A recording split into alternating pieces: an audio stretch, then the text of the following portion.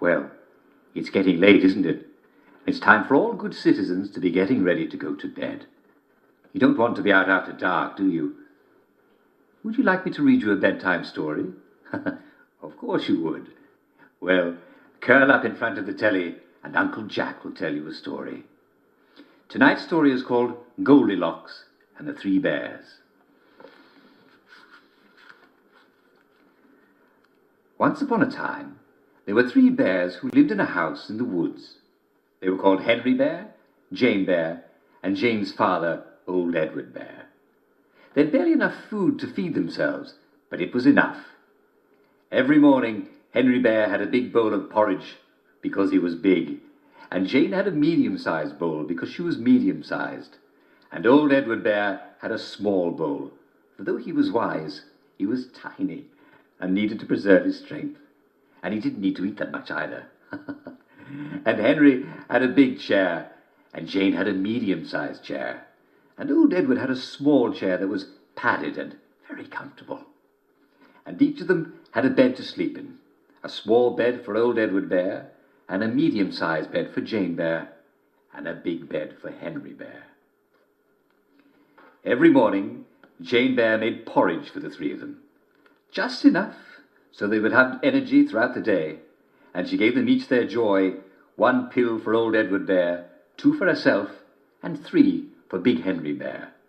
They took their joy right away, of course, because they knew it's always best to start the day with joy.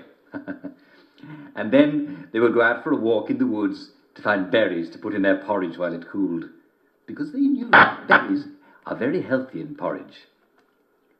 But one morning, while they were out, a young woman came by their house.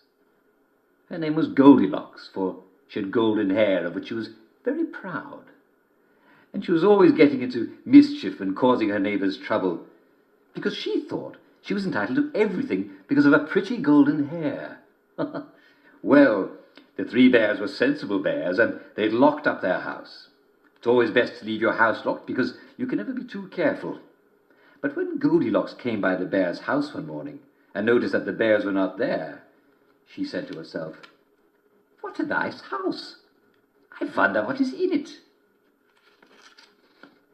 So she checked all the windows, and sure enough, one of the window latches was loose. Goldilocks said to herself, "Oh, stupid bears! They have not protected themselves so well." So she pried the window open and went into the bear's house, even though she did not belong there. And she found herself in front of the dining table. Now, Goldilocks was not particularly hungry, and she was used to much better food than porridge, but she believed that anything she could take belonged to her. So she decided to taste the porridge. First, she decided to sit in the large chair and try the large bowl. "Oh, this porridge is much too hot," she said to herself.